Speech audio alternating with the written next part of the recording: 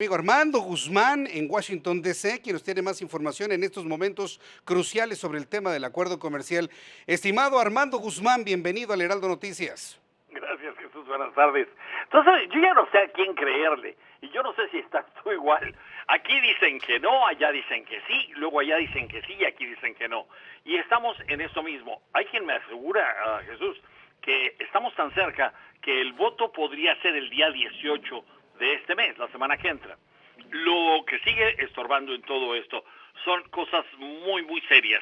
Porque, por ejemplo, en esta cuestión de los inspectores, México siempre se ha negado diciendo que es una violación a su soberanía. Pero lo que ocurre con todo esto es que esos inspectores no serían solamente canadienses o estadounidenses investigando las condiciones de las empresas que estuvieran sindicalizadas.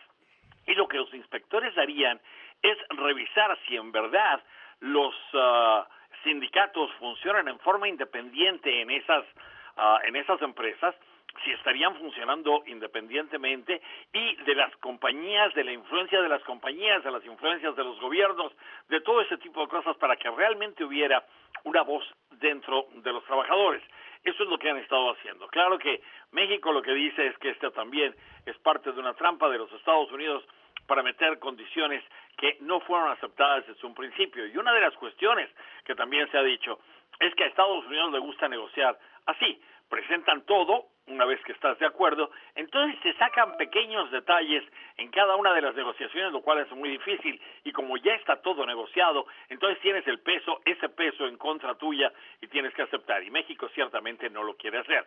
Ese es parte de una dificultad. Esta tarde, Richard Trump, que es el presidente de lo que en México sería la CTM, una cosa así, la asociación o la federación de sindicatos de los Estados Unidos, el AFL-CIO, que es una organización muy poderosa, y esta organización no va a dejar que los demócratas voten a favor de este tratado hasta que ellos no estén satisfechos con que las condiciones laborales son las que prometieron tener dentro de este tratado.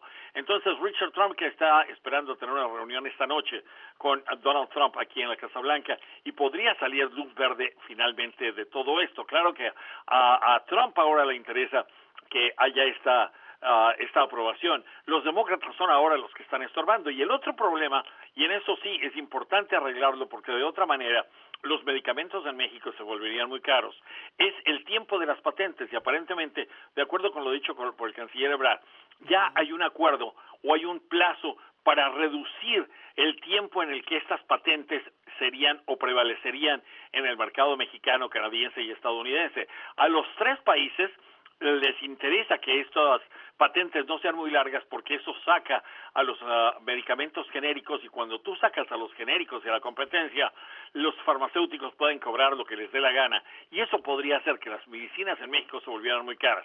Entonces, por eso es que México tiene que detenerlo, y por eso es que la negociación está siendo tan difícil. Los otros dos países les interesa que haya lo mismo, pero te digo, hay mucha gente que empieza a ver ya una señal de luz verde en todo esto, y hay quien me asegura que el voto podría ser incluso la semana que entra, el día 18, Jesús. Pues sería algo que haga avanzar esta difícil y momentos difíciles en la relación México-Estados Unidos. Estaba leyendo tu columna que aparece hoy en el Heraldo de México. Y bueno, Ajá. pues me parece muy interesante todo lo que explicas, las razones por qué se echó para atrás Donald Trump en el caso de las organizaciones terroristas. Interesante que lo ligues con el tema migratorio, ¿eh, Armando? Me lo ligaron en la Casa Sí. Blanca. La gente que me contó de todo esto es gente que trabaja en la Casa Blanca, que está cerca de las decisiones del Consejo de Seguridad, y son los que me dijeron que los abogados de Trump, una vez que vieron los argumentos de México, porque México había argumentado 5 o 6 puntos que eran muy importantes, entre ellos estaba el prestigio de México, la forma en la que se le veía, la cuestión del Tratado de Libre Comercio y de las inversiones, que sería muy importante, porque eso afectaría posiblemente a las inversiones por temor de los inversionistas.